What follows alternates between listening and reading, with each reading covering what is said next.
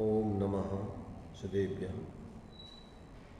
ओम नमः सदेभ्यः। ओम नमः सदेभ्यः। मंगलम भगवान वीरो मंगलम गौतमोमुनि मंगलम कुंद कुंदाद्यो जैन धर्मोस्तु मंगलम सर्वमंगल मांगल्यम सर्वकल्याणकारकं प्रधानं सर्वधर्माणां जैनं जयतु शासनं जैनं जयतु शासनं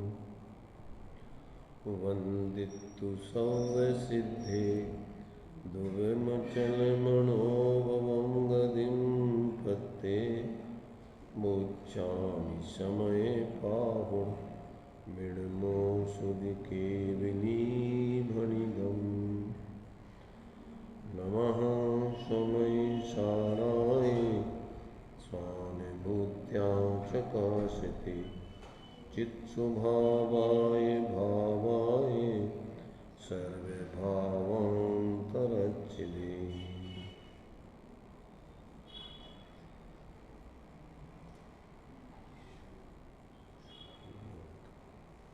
कर्ता कर्माधिकार की अपनी अंतिम गाथा, उसके माध्यम से अपनी चर्चा चल रही है। इसमें आचार्य अमृतचंद देव ने इस कर्ता कर्माधिकार के समापन पर एक गाथा, जो अंत में निर्णय हुआ कि पक्षातिक्रांति समय सार है, ऐसा निर्णय होकर के पक्षातिक्रांत किस विधि से होता है, उस विधि को टीका में आचार्य अमृतचंद देव ने स्पष्ट किया। पर इसके साथ साथ कलश भी लिखे हुए हैं इस अधिकार के अंत में 7। तो ये 2 कलश तो इस गाथा के उपसंहार के रूप में है। पक्षातिक्रांत का स्वरूप क्या है, समय सार स्वरूप जो पक्षातिक्रांत दशा है जीव की, वो क्या है, और बाकी 5 कलश इस कर्ता कर्माधिकार के उपसंहार के रूप में लिखे हुए हैं कि कर्ता कर्माधिकार का मूल स्वरूप है क्या, कर्ता कर्मपना है क्या। उस बात को अंत में ये 5 श्लोकों द्वारा स्पष्ट किया है और फिर इस कर्ता कर्माधिकार का समापन कर दिया। अभी अपन ने 2 कलशों के माध्यम से कल चर्चा की थी, 93 और 94 नंबर का कलश। 93 नंबर का कलश अपन ने पढ़ा था। उस 93 नंबर के कलश में आचार्य देव ने कि नयों के पक्षों से रहित ऐसा जो निर्विकल्प भाव है, अचल भाव है, ऐसे अचल भाव को प्राप्त होता हुआ जो समय नाम आत्मा है, वही वास्तव में क्या है, समय सार है। जिस समय वो सभी प्रकार के पक्षों से अतीत हो जाता है। निर्णय पक्षों से निर्णय तो किया जाता है वस्तु स्वरूप का, निर्णय करने के लिए तो, क्योंकि सूतक ज्ञान के क्या है, जो नए हैं, ये सूतक ज्ञान के अवयव हैं। सूतक ज्ञान के अवयव को भेद कहो, तो सूतक ज्ञान के भेद यानी पूरे सूतक ज्ञान में जो केवल ज्ञान का विषय आता है, उस केवल ज्ञान के विषय को ही क्रम क्रम से अपेक्षाओं से समझना, वो नए पक्ष कहलाते हैं। क्योंकि नए किसी एक दृष्टिकोण से वस्तु स्वरूप को बताता है। तो जितने भी दृष्टिकोण हो सकते हैं, संयोगों के, संयोगी भावों के, भेदभावों के, और इसके विपरीत असंयोगी स्वरूप, अभेद भाव, असंयोगी स्वभाव, माने जितने भी स्थितियां हैं, अनवय स्वभाव, व्यतिरेक स्वभाव, ये सारे के सारे इन नयों के माध्यम से ही सविकल्प दशा में समझे जाते हैं। और फिर जब स्वरूप का अनुभव किया जाता है तो उस समय कोई नए का पक्ष नहीं होता है, पक्षातिक्रांत रूप वस्तु का अनुभव होता है। समय से प्रतिबद्ध होकर सभी विकल्प खत्म और जैसी वस्तु है उस वस्तु का अनुभव आनंद रूप किया जाता है। अब स्थिति क्या है कि वो अनुभव जो होता है वो गुणस्थान प्रमाण स्वरूप की लीनता पूर्वक होता है, क्योंकि जितना भी मोक्ष मार्ग है उसमें सम्यक दर्शन ज्ञान चारित्र की एक रूपता बनती है। अब सम्यक दर्शन और सम्यक ज्ञान तो एक दृष्टि से पूरा का पूरा हो जाता है। पूरा कैसा हो जाता है?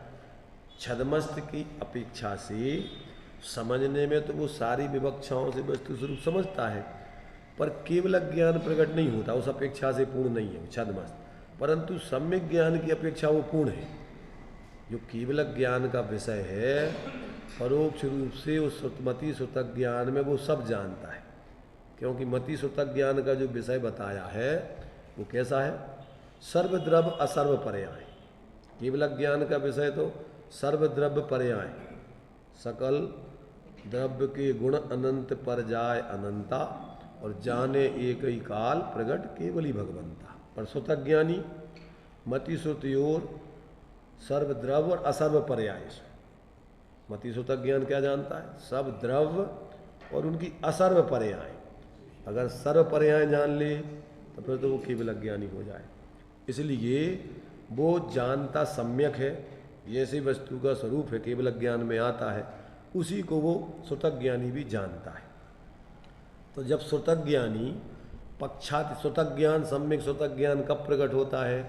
कि जब वो पक्षातिक्रांत होकर के अभेद आत्मा का अनुभव करता है, उसी समय उसका सम्यक ज्ञान प्रकट होता है सम्यक दर्शन पूर्वक।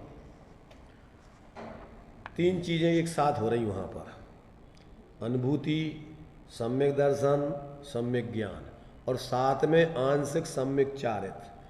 किसी भी गुणस्थान में हो जीव, पर साथ में स्वरूप स्थिरता पूर्वक ही क्या है? पक्षातिक्रांत दशा आती है।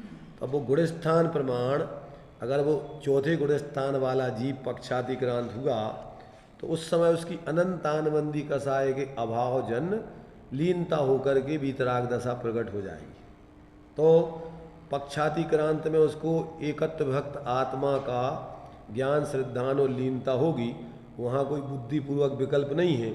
अबुद्धिपूर्वक अस्थिरता का अविचारित संबंधी दोष चलेगा।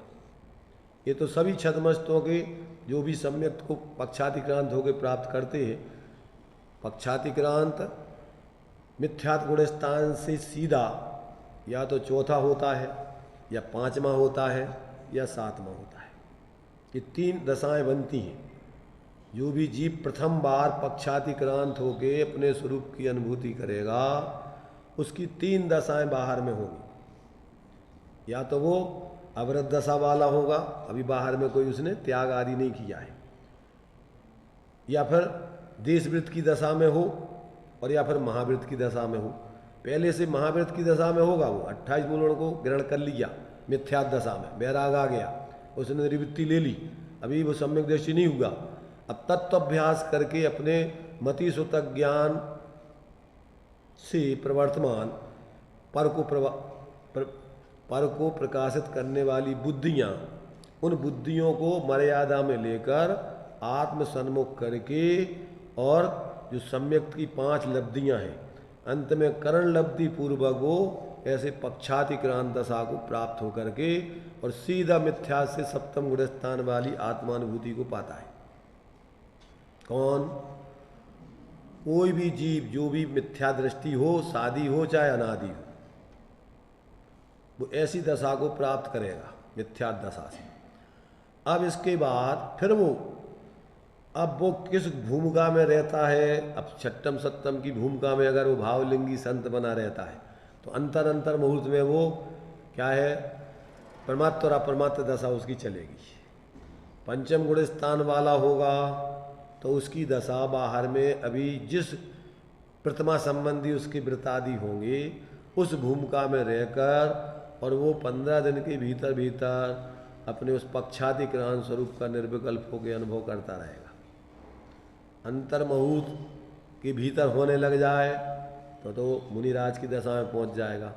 तो अंतर मुहूर्त से बाहर और 15 दिन के भीतर भीतर उसकी निर्विकल्प आत्मानुभूति पक्षातिक्रांत की दशा बनती रहती है। और अवरत सम्यक दृष्टि, अब उसकी भूमिका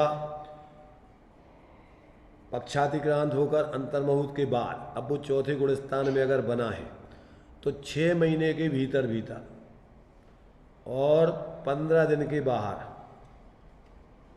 क्यों कि 15 दिन के भीतर भीतर अगर उसकी आत्मानुभूति की दशा बनने लगेगी तो फिर वो गुणस्थान उसका बदल के निर्वृत्ति के मार्ग में आ जाएगा, एक देश निर्वृत्ति ले लेगा।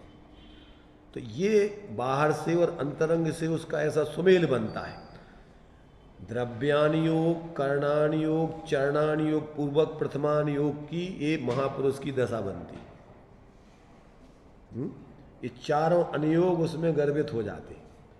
तो जहाँ से जीव तत्वों का निर्णय करके और फिर स्वपर का भेद विज्ञान करके हे उपादेय तत्वों को समझकर स्व का अवलंबन करता है, वहाँ से उसके जीवन में आश्रव बंध का क्रम से अभाव, संबंध निद्रा का क्रम से उत्पाद होकर और मोक्ष मार्ग प्रारंभ हो जाता है। ऐसी दशा जो भी जीव पक्षातिक्रांत होगा, चारों गति के संगी पंचेंद्रीय जीव ऐसे पक्षातिक्रांत होकर अपने आत्मा के बोध को प्राप्त कर सकते।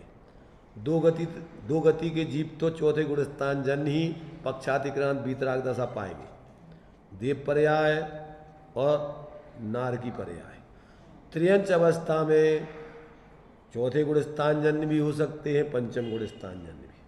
वे गुणस्थान श्रावकों वाले, मनुष्यों वाले, प्रथमा वाले नहीं होंगे, उनके तो शक्यानुष्ठान जन पंचम गुणस्थान जो कर सकते हैं, जितना वो बाहर में सावधानी उतनी निर्वृत्ति लेकर के और वो अपनी स्वरूप आराधना करेंगे। ऐसे पंचम गुणस्थान की आराधना त्रियंच गति में चौथे पांचवें की कर सकते हैं।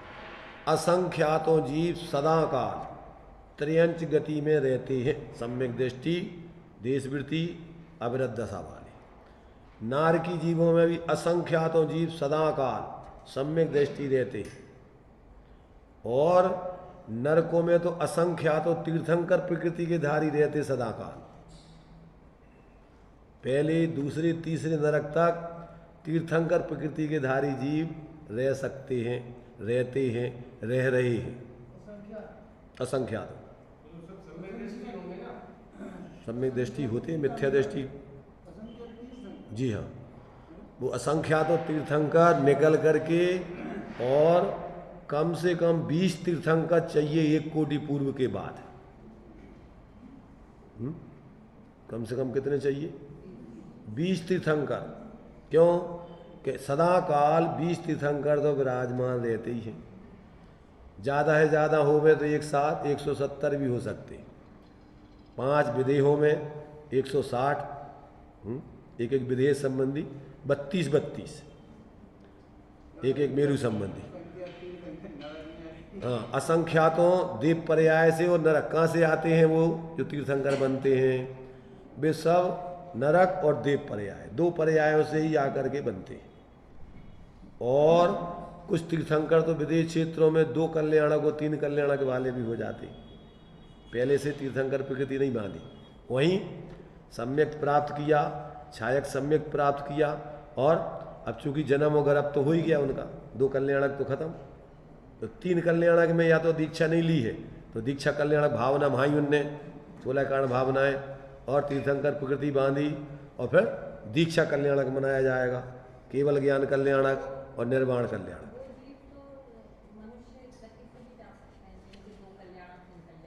जा सकते हैं यहाँ से सीधे, यानी जो भव्य मिथ्या दृष्टि जीव हैं सीधे विदेश क्षेत्रों में जाकर और उसी एक भाव से मोक्ष जा सकते हैं, तीर्थंकर भी बन सकते हैं। तो ये जो है, जब तक जीवों को ऐसा तत्व का ज्ञान पूर्वक अंदर से अपने पक्षातिक्रांत होने की अंदर में वो सेटिंग नहीं करता है, तब तक उसके जीवन में धर्म का उद्भव नहीं होता, शांति नहीं मिलती, अपना स्वाभाविक आनंद आत्मा का जो स्वभाव है वो प्रकट नहीं होता पर्याय में। शक्ति सदा काल सब जीवों में विद्यमान है, परंतु उसकी व्यक्ति जो पक्षातिक्रांत पर्याय में हो जाते हैं, ऐसे जीवों को ही अपने उस स्वरूप का तीन्द्रिय आनंद प्रकट होकर और फिर संसार शरीर भोगों से उसकी वैराग पैदा हो जाता है। क्यों कि सम्यक दृष्टर भवति नियतम ज्ञान वैराग्य शक्ति। एक बार उसको आत्मा का तेंद्रीय आनंद का स्वाद आ गया तो ये संसार में सुख है नहीं, और राग आदि प्रगट दुख रूप ही है।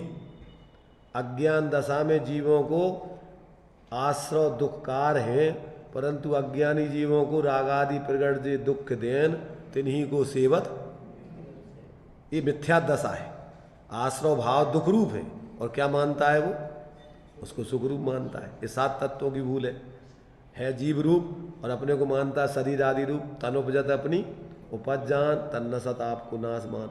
अथवा मैं सुखी दुखी मैं रंग कराओ, तो जो भी बाहर के संयोग संयोगी भाव आदि हैं, इन रूप अपने को अनुभव करना, ये सब मिथ्यात्व दशा है। अपने तत्व के अपने संबंध में विपरीतता है, आश्रमों के संबंध में विपरीतता है। संवर जो सुख के कारण है उसमें दुख का कारण मानता है। आत्महित हेतु विराग ज्ञान तिलक है आपको, अरे भैया बहुत इवें तो बहुत तकलीफ है। तो ये सब उसकी उल्टी बुद्धि चलती रहती। क्यों कि जब तक उसको अपने अंदर अपने उस एकत्व विभक्त आत्मा के अनुभव पूर्वक संबंध तत्व प्रकट नहीं होता है, तब तक उसको दूसरा जो पक्ष है आश्रव बंध दुख रूप है, वो अपने को दूसरा पक्ष मिलाने को है ही नहीं। इसलिए इन्हीं में वो भेद करता रहता है। आश्रव बंध में तीव्र कसाय के कामों को अथवा पुण्य पाप के उदय को दुख रूप, और पुण्य के उदय को और मंद कसाय के भावों को सुख रूप मान लेता है। पुण्य के कार्यों को धर्म मान लेता है, पाप के कार्यों को अधर्म मान लेता है। ये सब आश्रव तत्व की भूल चलती रहती। तो ये जब जीव ऐसे अपने ज्ञान में, देखो जितने भी जीव हैं संसार में, 2 ज्ञान तो सभी जीवों के पास रहते ही रहते हैं, चाहे एक इंद्रिय हो और चाहे पंचेंद्रिय हो। अंतर क्या है, मति सुतक ज्ञान, 2 ज्ञान सबके पास रहते हैं। अब वो मति सुतक ज्ञान का कार्य क्या है फिर, कि मति पूर्वम सुतम, मति ज्ञान पूर्वक सुतक ज्ञान होता है। तो मति ज्ञान के बाद जो विशेष ज्ञान होता है वो सुतक ज्ञान है।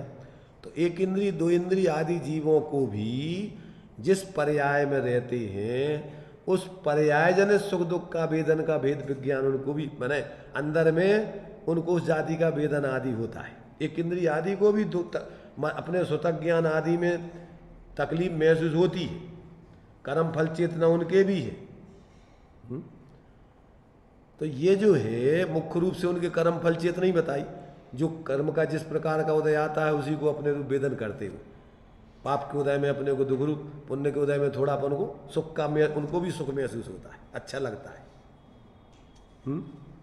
तो ये असंगी तक के जीव तो निखालिस पर्याय जनित अपने पर उस सुख दुख को ही उसमें ही एकत्व ममत्व आदि करते रहते हैं, उसी में राग द्वेष करते रहते हैं। पुण्य के उदय में, पाप के उदय में द्वेष, और पुण्य के उदय में राग। पुण्य के उदय को सुख रूप और पाप के उदय को दुख रूप। और ये सब क्या है, ये सब पुण्य पाप फल माय हर्ष विषाद, ये सब मिथ्यात्व के भाव है। कर्म फल चेतना है, कर्म चेतना है। जब तक जीव को ऐसे अपने ज्ञान स्वरूप आत्मा का संचेतन नहीं होता, तब तक उसके जीवन में धर्म का प्रारंभ नहीं, शांति का प्रारंभ नहीं, सुख निराकुल सुख की प्राप्ति नहीं। तो जो संगी पंचेंद्रीय जीव हैं, वे जीव अपने ज्ञान में भेद विज्ञान करके और अपने उपयोग को अपने उस ज्ञान स्वरूप आत्मा की तरफ ढाल करके उससे जुड़ करके अभेद अनुभूति कर सकते हैं। तो देखो इसमें अपन ने कल पढ़ा था, जो ये 2 कलशों का अपन ने भाव पढ़ लिया था, इसमें इन्होंने उस पक्षातिक्रांत जीवों के स्वरूप को बताया, और पक्षातिक्रांत कैसे होते हैं जीव, ये 94 नंबर के कलश में अपन को यहाँ बता दिया। पहले तो 93 नंबर के कलश में पक्षातिक्रांत दशा क्या है वो बताई, फिर 94 नंबर के कलश में वो कैसे पक्षातिक्रांत जीव होता है उसकी विधि बता दी। तो अपन ने इसको पढ़ा था, भावार्थ को देखिए अपन पढ़ते। जैसे पानी अपने पानी के निवास स्थल से किसी मार्ग से बाहर निकलकर वन में अनेक स्थानों पर बह निकले और फिर किसी ढाल वाले मार्ग द्वारा ज्यों का त्यों अपने निवास स्थान में आ मिले, इसी प्रकार ये दृष्टांत है। देखो, इस दृष्टांत को दो प्रकार से घटित किया है। कलश टीकाकार ने तो इस पानी को पेड़ आदि में भेजा है। पहले जंगलों के सब पेड़ों में चला जाता है तो अपनी ये बहने के स्वभाव को भूल गया और अपने मीठे स्वाद को, माने अपने स्वाभाविक स्वाद को भी परिवर्तित कर लिया इसने। जिस पेड़ में गया उस पेड़ के स्वाद रूप ये पानी परिणमित हो गया। अब ये क्या होता है, उसमें इन्होंने लिया कि अब काल लब्धि बलते दयाल, तुम दर्शन पायो भयो खुशाल, मन शांत भयो मिट सकल द्वंद, चाख्यो स्वातम रस दुख निकंद। तो अब ये पानी के दृष्टांत पे तो ऐसा घटित किया है। वो एक तो ये ढलान वाला मार्ग, और ढलान वाले मार्ग में तो अनेक प्रकार के जो अपन को यहाँ दे रहे हैं, अभी देखो उसको सिद्धांत पहले पढ़ लेते, पूरा दृष्टांत पढ़ लिया। तो ये ज्यों का त्यों अपने निवास में आकर के मिले, इसी प्रकार आत्मा भी मिथ्यात्व के मार्ग से स्वभाव से बाहर निकलकर विकल्पों के वन में भ्रमण करता हुआ किसी भेद ज्ञान रूपी ढाल वाले मार्ग द्वारा स्वयं ही अपने को खींचता हुआ अपने विज्ञान घन स्वभाव में आ मिलता है। एक तो ये ढलान वाले मार्ग से उसी को मोड़ के अपने उसी जिसमें से निकला था उसी माने तालाब में, समुद्र में, जहाँ से उसी में मोड़ के उसमें जोड़ दो। और एक जो अनेक प्रकार के पेड़ पौधों में चला गया पानी, और फिर अपने तरलता बहने के स्वभाव को वो भूल गया और उसका स्वाद भी वो अन्य रूप हो गया, वेदन भी।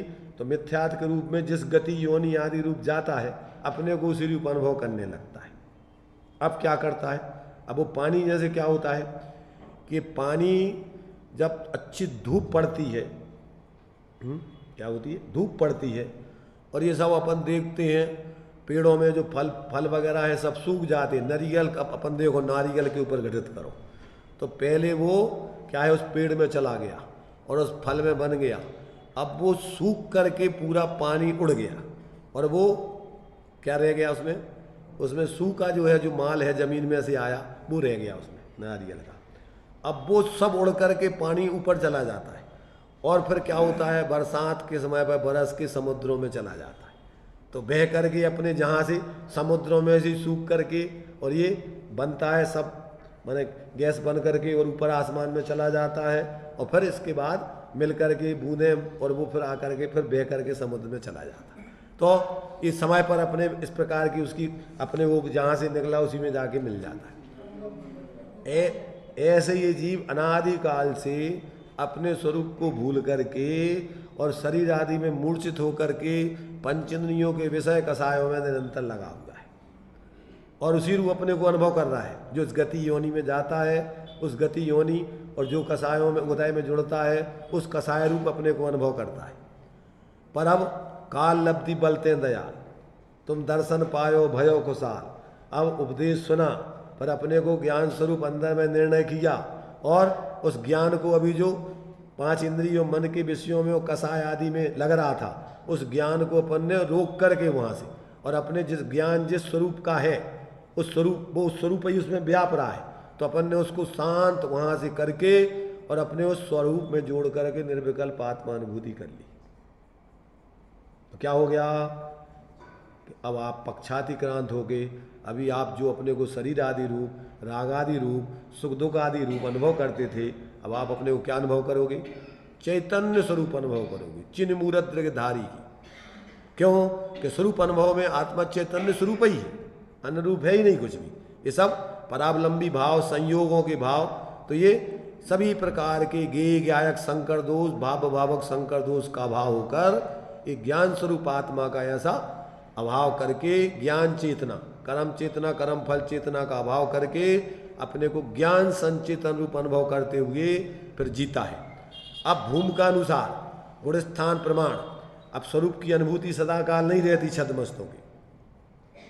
क्या होता है, विकल्प में आता है, कसायों की प्रवृत्ति होती है गेयों में उपयोग जुड़ता है, परंतु साथ में लब्धि में अपने आत्मा की अनुभूति चल रही है, और साथ में परिणति में वीतरागता भी गुणस्थान प्रमाण बढ़त रही है। उतना उतना तो आनंद चारित्र में मिश्र धारा चारित्र की चलती है साधक दशा में। उतनी जितनी स्वरूप स्थिरता है उतना अतीन्द्रिय आनंद, उतना संवन निद्रा जीव के चल रहा है। और ज्ञान में बराबर भेद विज्ञान बढ़त रहा है कि मैं तो वास्तव में ये चित्त स्वरूप ही हूँ। ये सब संयोग और संयोगी भाव आदि ये मेरा स्वरूप नहीं है, ये आश्रव आदि भाव है, ये शरीर आदि संयोग मुझसे पृथक है। ऐसा उसके सम्यक ज्ञान में लब्धि उपयोगात्मक रूप में बराबर सम्यक ज्ञान बढ़त रहा है। छदमस्त का दो प्रकार का परिणमन ज्ञान का होता है। कौन सा? लब्धि उपयोग भाव इंद्रियम। अपना क्षयुपसम भाव क्या है? ज्ञान उपयोग लब्धि उपयोग रूप में परिणमन करता है। तो जिसको आत्मानुभूति हो जाती है उसकी लब्धि में भेद विज्ञान निरंतर बढ़ता है, आत्मानुभूति निरंतर बढ़ती है। जैसे अभी अपन को जिन संसार के कार्यों में अपन ने अपनापन कर लिया है, संसार के संयोगों में अपनापन कर लिया है, बाहर में भले ही अपन कुछ भी कर रहे हो पर अंदर में अपना क्या मानते हैं? जिसमें अपनापन है उसी को मानते हैं। जैसे दृष्टांत के रूप में अपन को दिया कि जैसे कोई व्यक्ति नाटक करता है और नाटक में उसको राजा का रोल दिया हो, फकीर का रोल दिया हो, स्त्री का रोल दिया हो, पुरुष का रोल जो भी जिसका दिया हो, तो बाहर में वो सब कुछ करता है और बिल्कुल वैसे ही रोता चिल्लाता हंसता चीखता सब करता है, पर अंदर में उसके क्या बैठा हुआ है कि ये सब नाटक है। अंदर में अपन तो जो है सो वो ही है। ऐसे ही सम्यक दृष्टि क्या है? संसार के सारे कार्यों को एक नाटक, ये विशाल रंगमंच है, इस पे अनेक वेश धारण किए हुए हैं पर इसमें अटकता नहीं है। ऐसा हो सकता कि नहीं? ऐसा होता है कि नहीं? अपन लोक में देखते हैं लड़की की शादी हो जाती है, अब वो अपने को लड़की रूप में अनुभव नहीं करती, किस रूप में अनुभव करती है? किस रूप में अनुभव करती है? पूरे प्राणपण से के अधूरे रूप में, पूरी वो बिल्कुल चाल ढाल उसका सब कुछ बोलना चालना, पहले जो हिरनी जैसी खूनती थी और अब बिल्कुल उसकी चाल ढाल बिल्कुल ऐसी हो जाएगी कि अब जैसे इसको क्या कर दिया हो, भूत लग गए, भूताविष्ट पुरुष होता ना जैसे। तो मोहाविष्ट पुरुष है मिथ्या दशा में, तो जिस रूप अपन को वो मान लेता है उस रूप ध्यानाविष्ट पुरुष और भूताविष्ट पुरुष बिल्कुल उसी रूप अपने को रात दिन अनुभव करती है। अब घर जाएगी मायके, भैया हमें तो अपने घर जाने, मोड़ी मोड़ों की पढ़ाई, ट्यूशन लगी हुई है, अब ऐसा है, ऐसे नहीं कह रहे ऊपर ऊपर। हाँ, सम्यक दृष्टि अगर कोई स्त्री बन जाए तो वो सब ये कार्य करेगी, व्यवहार में पूरा नाटक का रोल अदा करेगी और अंदर में जानेगी कि ये कुछ नहीं अपना, एक अपना चेतन स्वरूप आत्मा के अलावा ये सब नाटक है संसार का। ऐसा रोल सम्यक दृष्टि स्त्री हो चाहे पुरुष हो, चाहे त्रियंश हो, चाहे नारकी हो, चाहे देव हो, सभी जीव ऐसा द्विविध रूप उसका चलता है। बाहर में उदय की नाटक अलग और अपने स्वरूप का अनुभव अलग, अपना स्वरूप संचेतन की परिणति अलग और कर्म के उदयजन्य परिणति अलग। ये दोनों का भेद विज्ञान नहीं। त्रियंश भी यही नाटक करेंगे, वे भी सम्यक दृष्टि होगा हो जाएंगे जो, तो उनको भी यही नाटक, वैसा नाटक जो अपन को इतने रिश्ते नाते हैं वो नहीं करना त्रियंशों को। त्रियंश पर्याय में जितने नाटक वर्तमान में मनुष्य पर्याय में निभाए जाते हैं त्रियंशों को नहीं है, नारकियों को भी नहीं है, देवों को भी नहीं है। वहाँ तो कोई रिश्तेदारी नातेदारी ज़्यादा निभाने का काम ही नहीं। वहाँ तो पर्यायजनित जो कुछ है बस वही अकेले वो अधिक भावों में जीना है। और भेद विज्ञान हो गया तो अपने अंदर से आत्मा का अनुभव करते हुए इस नाटक को नाटक समझते हुए प्रवृत्ति करो।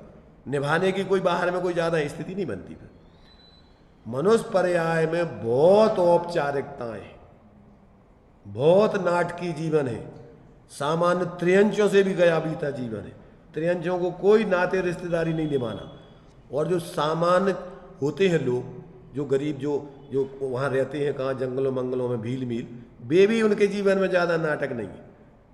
शादी वादी करना है तो आपस में जो कुछ उनके पास में जो रहते आपस में नहीं, बाजार से थोड़ा बहुत गुड़िया मिठाई मिठाई खरीद ली और बस उनने कहा हो गई शादी। पर जितना ज़्यादा व्यक्ति ऊंचा उसमें पहुंच जाएगा, स्टेटस अपना बना लेगा, उतना ज़्यादा उसको नाटक इन सारे व्यवहारिक के कार्यक्रमों में उसको निभाना है। आज जितना भ्रष्टाचार फैल रहा है उसका कारण भी यही है कि औपचारिकता इतनी बढ़ गई कि सहजता में शादी नहीं हो पाती है। आदमी चाहे तो कितना, अब वो पहले योजनाएं बनाते हैं कि अभी भैया जब तक अपन लड़का ऐसा नहीं हो, ऐसा नहीं हो, इतना नहीं पढ़ा हो, फलाना नहीं हो, अरे तब तक तुम्हारी मानसिकता तो विकृत हो जाएगी। आज जितना ज़्यादा ये बाहर का अपन ने जो नैतिकता का जो दायरा बढ़ा लिया, औपचारिकताओं का दायरा बढ़ा लिया, उससे वर्तमान में जो भ्रष्टाचार फैल रहा है आज देखिए। और मोबाइलों पे तो पूरे खुले सब पागलपन के काम चलते हैं, और उम्र के हिसाब से लोगों के तत्व ज्ञान हो नहीं तो भ्रष्ट हुए बगैर रहते नहीं। फिर भी नहीं देखते जाति पाति, तो ये अपन ने एक व्यवहारिक दशा बनाई है, अंदर से कसाएं ये नहीं देखती कुछ भी। इसलिए जब तक व्यक्ति को तत्व ज्ञान नहीं होता है तब तक व्यक्ति का ओरिजिनल जीवन प्रारंभ होता ही नहीं है, रात दिन इसी पागलपन में। अच्छा, और फिर क्या है कि जो बाहर के संयोग भोगों में सुख मानते हैं उनके तो एक सौदय तो चलता नहीं, थोड़ी सी प्रतिकूलता आई एक दूसरे के पीछे खटपट खटपट चालू हो जाती। एक हमेशा तो एक से चलते नहीं। पहले जो लोग एक व्यवहारिक सामाजिक व्यवहार का जो है उनके अंदर नैतिकता थी, कसाएं उतनी उग्र नहीं थी, इसलिए जीवन भर वे एक दूसरे का आत्मीयता से संपर्क निभाते थे। और तत्व ज्ञान हो तो फिर क्या नहीं क्या है। तो ये सारी चीजें अपन को बिना तत्व ज्ञान के तो संसार में आप चाहे धनाढ्य हो, चाहे गरीब हो, चाहे स्त्री हो, चाहे पुरुष हो, चाहे किसी जाति के हो, ये सब कर्म जनित व्यवस्थाएं। आत्मा न कोई जाति का है, न कोई कुल का है, न कोई बेस लिंग का है, आत्मा सब इनसे परे है। और जब तक ये तत्व का ज्ञान होकर ये पक्षातिक्रांत दशा नहीं होती तब तक व्यक्ति का स्वाभाविक जीवन प्रारंभ नहीं होता। इन नाटकों में इतना उलझा रहता है कि उसके पास टाइम ही नहीं है। इन रिश्ते नाते रिश्तेदारी सामाजिक इनको निभाते में मर जाता है, व्यवस्थाएं नहीं बना पाता।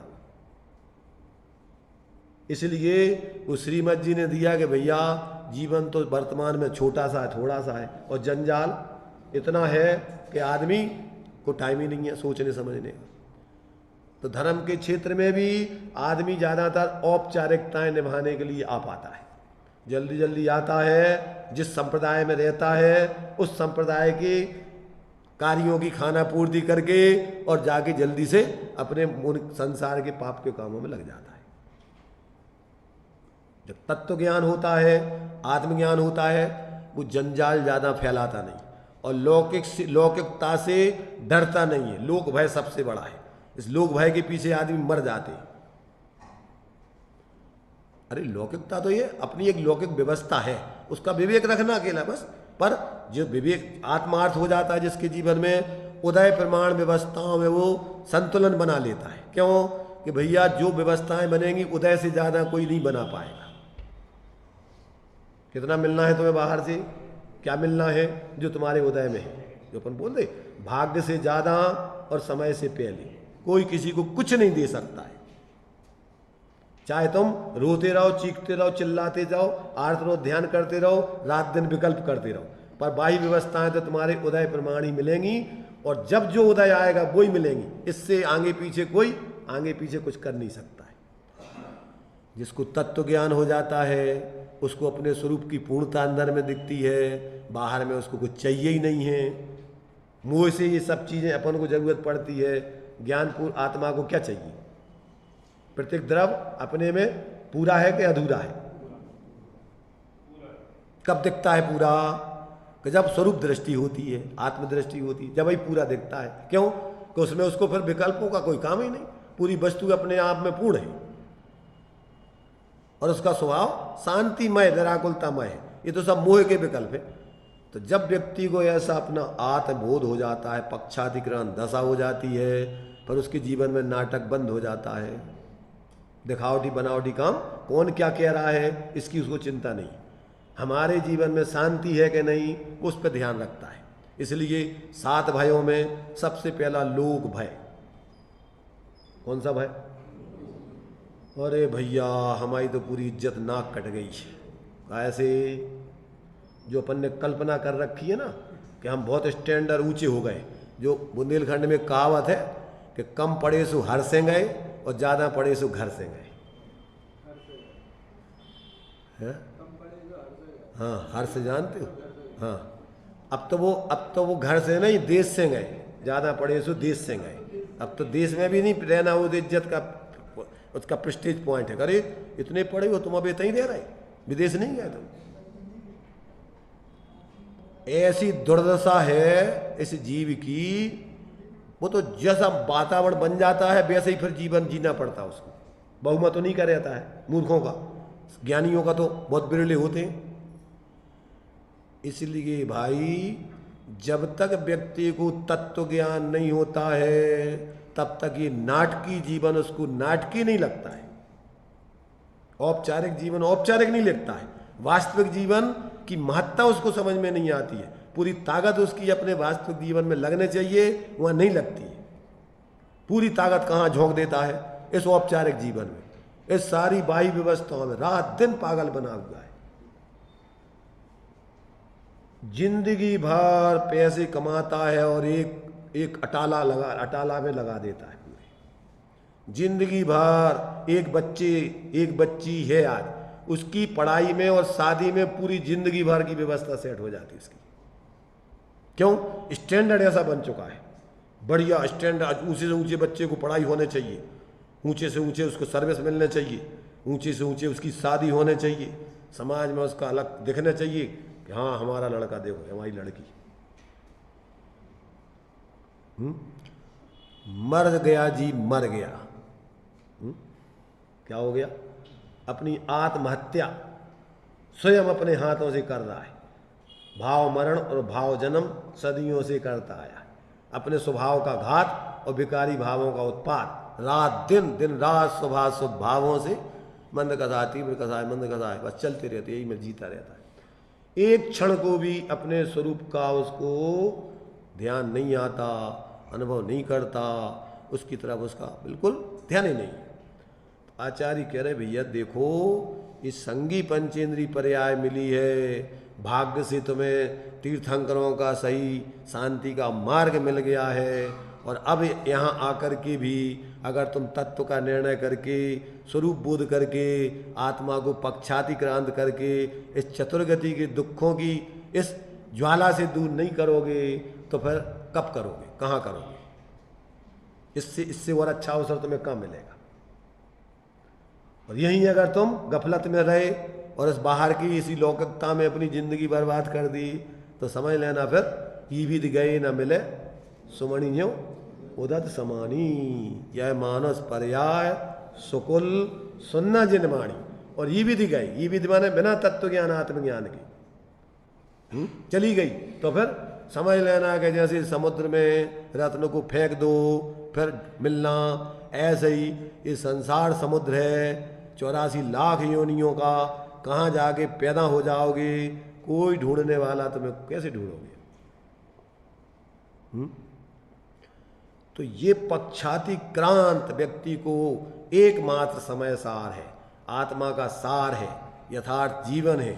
ये दशा जब तक नहीं हुई, यहाँ पर भी अपन को क्या होता है कि कैसे कैसे भटकने के अपन को अवसर है। अगर क्षयोपशम ज्ञान हो गया, थोड़ा पुण्य का उदय है, अच्छा बोलने का, अच्छा लोग पसंद करते हैं, ये संस्कृति नाम कर्म का उदय है, तो आदमी मर जाता है उसमें, रात दिन शांति से भोजन भी नहीं कर पाता, दौड़ा फिरता। अरे किसको? और जिनको नहीं सुधरना है तो मर जाओ, भगवान भी तो नहीं सुधार सकते, तुम सुधार दोगे क्या? अगर तत्व ज्ञान नहीं हो तो आप धर्म के क्षेत्र में आकर के भी नाटक के अलावा कुछ नहीं करोगे। सब कुछ छोड़ दिया परंतु ख्याति लाभ पूजा नहीं छोड़ पाता है। हमारा नाम देखो, आप बड़े बड़े नामधारी जी, बड़े बड़े जो है जिनके नाम है और भी काय में लगे हुए, ऐसे नहीं लिख दिया आचार्यों ने। कि अगर तुमने सब छोड़ दिया पर अंदर की वासना, सब अंतिम वासना ख्याति लाभ पूजा आदि चाहे और कछु नहीं ले रहा, कम से कम हमारा नाम तो छपना चाहिए। नाम किसका नाम, तुम कौन, पहले तो तुम्हारा नाम बताओ। ये चक्रवर्ती होते हैं, कौन सा नाम होता है उनका? कभी भी उस जो तुम्हारा वो पर्वत होता ना, उस पर जो नाम लिखे जाते हैं, विश्वाचल पर्वत, हाँ, उस पर्वत पर कभी भी अनादिकाल से एक भी नाम की जगह नहीं मिली किसी को भी, किसी चक्रवर्ती को। जितने भी चक्रवर्ती होते हैं उन सब को नाम मिटा करके अपना नाम लिखना पड़ता है। और फिर तुम्हारा नाम तो ये काम चला हुआ है ना, इस एक नाम के अनंत जीव हो जाते हैं, क्योंकि अनंत हो गए, अनंत होना है तो नाम कहाँ से लाओगे? बेई तो जैसे विदेश क्षेत्रों में एक नाम के ही 20 तीर्थंकर होते हैं सब। एक नाम के मतलब एक एक नाम के, जैसे एक एक जो अपने 5 मेरू हैं, तो 5 मेरू में 8 नगरी में एक एक नाम दिया गया है। सीमंदर तो सब नगरियों में उस 8 नगरियों के सारे सीमंदर, युगमंदर तो युगमंदर, बाहु तो बाहु, तो वो 4 नाम दे दिए हैं एक एक संबंध, और वो सारे तीर्थंकरों के नाम फिर वो ही चलेंगे। क्या नाम, कौन से तीर्थंकर? अब तुम कहो कि कौन से, अभी वर्तमान में सीमंदर भगवान, तो कौन से सीमंदर भगवान? अरे चारों एक एक में 8 सीमंदर हो जाएंगे एक एक नगरी में, और फिर 5 मेरू हैं, 5 मेरू संबंधी, वो सब में सीमंदर सीमंदर सीमंदर, 8 नगरी संबंधी। तो इसलिए फलाने विदे, फलाने मेरू के, फलाने विदे के, फलाने नगरी के वे सीमंदर, हाँ, सबके उनके पर। ऐसे ही अपन एक नाम के स्कूल में बच्चे होते ना, तो फिर अब पिताजी का भी नाम एक सा कभी हो जाता है, तो फिर उनमें नंबर 1 फूलचंद, नंबर 2 फूलचंद, फिर उनके पिताजी ये कैसे, जाती है कैसे, तो अब डालते रहो तुम। इसलिए मिलिट्री में नाम नहीं डाले जाते, क्या करते उनमें? नंबर। फौजी कैदियों के नाम नहीं होते, क्या होते उनमें? नंबर 1 1 कैदी, 2 कैदी, 3 4 ये सब नाम दे दिए, उसके नंबर दे दिए जाते। अब मोबाइलों पे अपन देखो, तो मोबाइलों पे भी सीरीजें बना दी गई, लाखों करोड़ों मोबाइल हैं, अब क्या कह दोगे उनके नाम तो? इसलिए भैया ये तो सब औपचारिक व्यवस्थाएं हैं, मूल में सब चैतन्य स्वरूप आत्मा है, अनादि अनंत एक रूप स्वरूप है उनका मूल। तो ये सब भूल करके ये सारी दुर्दशा संसार की चल रही, ये भूल का परिणाम है चतुर्गति, 84 लाख योनियां। मूल में तो सब जी जो निगोद में सोई, मुझ में सोई मोक्ष मजार, निश्चय भेद कछु भी नहीं। मूल में जीवों को देखो, सब जीव एक समान, चैतन्य स्वरूप, चैतन्य स्वरूप, कोई अंतर नहीं। अंतर यही ऊपरी जान। तो इस ऊपरी अंतर में ये ऊपरी बाधा हो जाती ना, लोगों को चैन से जी नहीं पाता आदमी। ये सब जितनी ऊपरी बेबाधाएं तो औपचारिक है, ये मूल में बाधा है मिथ्यात्व की, भूत पिशाच। आचार्य टोडामल ने लिखा ना कि मोह रूपी पिशाच इसको ऐसा जोतता रहता है रात दिन कि 1 मिनट की चैन नहीं मिलती इसको। विचार करो भाई, अपन कौन है? जानने वाले हैं कि और कुछ है? क्या है अपन? ज्ञानानुभूति रेव आत्मानुभूति, ज्ञान सो ही आत्मा, अन्न सो ही कर्म, बस इतने से समझ ले जिनवाणी का मर्म। तो ये ढलान वाला मार्ग है वेद विज्ञान का, कि अपने को अंदर में जानन देखन स्वभाव वाले, अंदर में देखो, जानो, अनुभव करो, और उसमें कोई आकुलता नहीं है, उसमें कोई विकल्प नहीं है, उसमें परम शांति, वो तो स्वभाव शांत स्वरूप है। अब ये इसको छोड़ के और बाकी जो कुछ कर रहे हो करते रहो। पंडित बन करके अगर स्वरूप की भी बातें करते रहो, तुम शुद्ध आत्मा की बातें करते रहो, तो उसमें कोई शांति मानती तो मिलना नहीं। मिठाई के कितने भी गीत गाते रहो, तो उसमें तुम्हें मिठाई का आनंद और भूख तो मिटना नहीं है। और दूसरी बातें करना तो दूर रहो, परंतु अगर स्वरूप के गीत गाते रहो तो गीत गाने में तो शांति मिलेगी नहीं।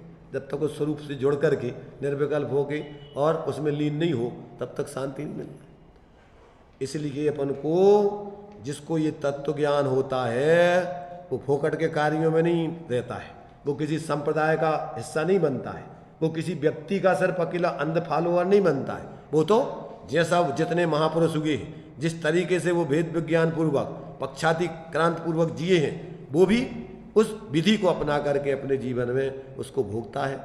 और जो बाहर में फिर यथा योग जितने भी ज्ञानी होते, सभी ज्ञानियों के प्रति उसको बहुमान होता है, किसी एक के प्रति नहीं।